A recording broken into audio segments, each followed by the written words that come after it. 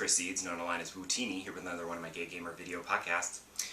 Starting with a quick movie review. I went to see Gemini Man, and I went to see it in Laser IMAX 3D Plus, which is basically the high frame rate.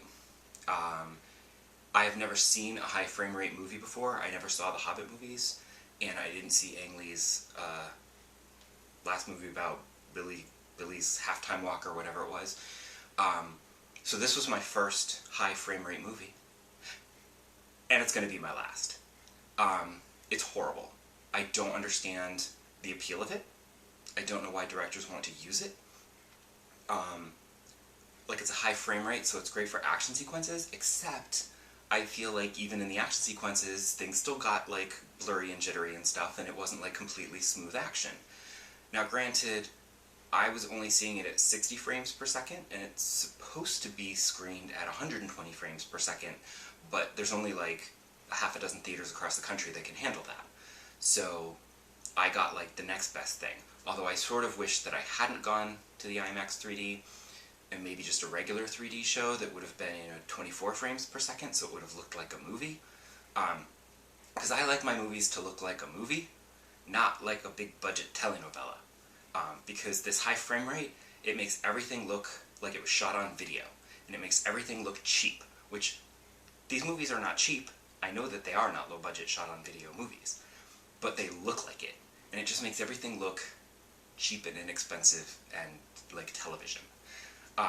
It basically makes it look like when you get a new television, it's what it looks like before you go in and turn off that horrible, like, smoothing effect. And, like, there's, like, explosions and, like, sparks flying, and it just looks like video, and it just looked so cheap and horrible.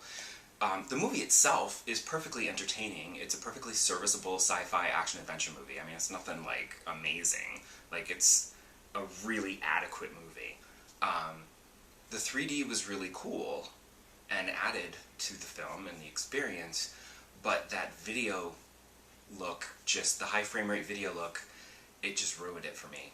And I would like to see it again as a movie with appropriate cinematography and making it look like a film. Because in low light situations, it was almost okay, but as soon as they went out into any bright sunlight, it looked like a wedding video. It was terrible. So, good movie, don't see it in the high frame rate. See it regular, if you can. And as for gaming, I continue to make lots of progress in Dragon Quest XI, maybe too much.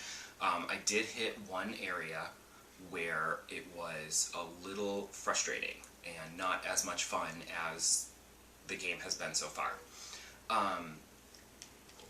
It was just, like, it's, for those of you who've played it on the PS4 or are ahead of me on the Switch, it's the mural. Because you have to go from the town to the ruins, back to the town, back to the ruins, back to the town, back to the ruins, into the other world, then back to the town, then back to the ruins, then back to the other world, and then another world. And it just felt like padding, like busy work. And I'm just like, is this really necessary? And it was super frustrating. Because the other world was like a maze, although after making a couple of wrong turns, it seems like halfway through the maze it stops being a maze and it just becomes like a really long pathway where you just have to go the long way around to get to where you gotta go. Thankfully, in Dragon Quest XI, you can avoid enemy encounters, so when I had to double back, I would just rush past enemies because I'm like, I don't have time for this. So I was a little concerned when I got to the boss that I might have trouble because I didn't fight as much as I probably should have in this dungeon because it was super annoying and I just wanted to get out of there. But it was okay. It was fine. I beat him. Or her. And it was fine. And then after that I did a little bit of backtracking because I was now able to access certain areas that I wasn't able to before. And nothing too great in there, as it turns out. Which is weird because you're not able to access those areas until this point in the game, so you think that the stuff that you would get would be like better armor and weapons, but it really wasn't, which is weird. I don't know what that's all about.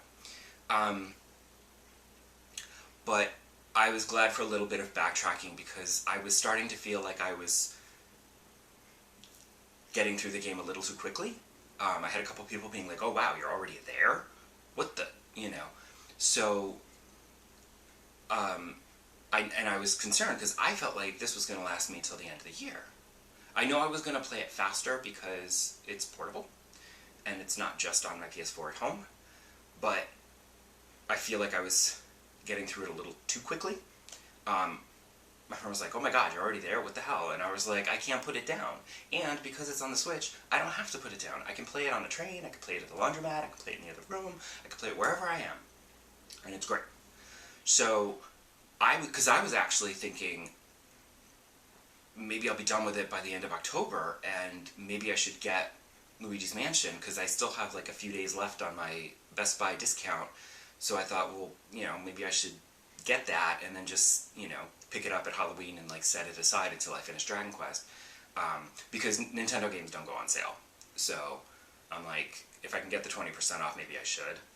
But I decided not to because, from what I understand, I feel like I'm past the halfway point of this game, but I was reading a message board comment where someone said that the halfway point of Dragon Quest XI is where there's like this big change in the world, and that hasn't happened yet, so I'm assuming I'm not at the halfway point yet. Plus, I know there's like post-game content, and I've been getting passwords from the little tockles, and I have not gone back there to do those little 2D things, because that's just fan service that I don't get, so there's no impetus for me to go and do that. Excuse me. So, yeah. But, finished that dungeon, now I'm moving on with my quests, and I'm still having a lot of fun, and, I'm super glad that, Ring Fit Adventure doesn't come out this week, because I seem to have come down with a bit of a cold, so I would not have been really into playing a physically active video game this weekend. I don't even want to play Dragon Quest that much because I just want to sit and watch something on TV unfold in front of me. I don't want to actually do anything and have to concentrate. So my hope is that I'm feeling much better by next Friday, and come back next episode and I'll tell you all about trying to defeat that big muscular dragon in Ring Fit Adventures. Bye!